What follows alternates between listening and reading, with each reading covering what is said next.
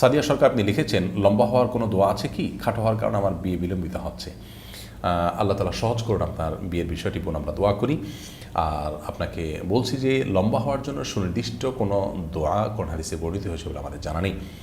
তবে আপনি সাধারণভাবে আল্লাহর কাছে দোয়া করতে পারেন যেন আল্লাহ তাআলা আপনার বিয়েকে ত্বরান্বিত করেন এবং সহজ করেন। আর মনে রাখবেন যে লম্বা হওয়ার দোয়া করলেই যে আপনার বিয়ে হয়ে যাবে ব্যাপারটি সেরকম নয়। দোয়ার ক্ষেত্রে আমাদেরকে বিচক্ষণতার পরিচয় দিতে হবে। শরীয়ত আমাদেরকে সে নির্দেশই করেছে।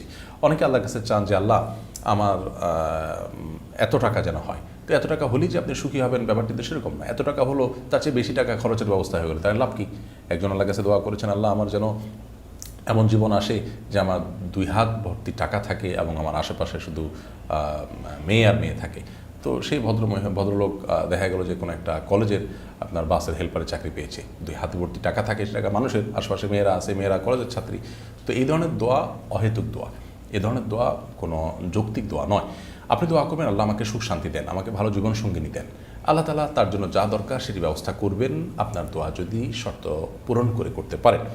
অতএব লম্বা হলেই যে আপনার বিয়ে হয়ে যাবে ব্যাপারটা সেরকম নয়। অতএব লম্বা হওয়ার দোয়া না করে আপনি আল্লাহর কাছে দোয়া করবেন যাতে আপনার সমস্যার সমাধান হয়।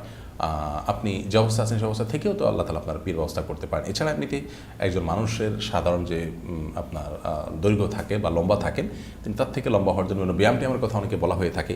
সেগুলো সংশ্লিষ্টদের সাথে আলাপ আলোচনা করে সেগুলো যৌক্তিক হলে সেগুলো থেকে আপনি উপকৃত হতে পারেন, সেটা সম্পূর্ণ আরেকটি বিষয়।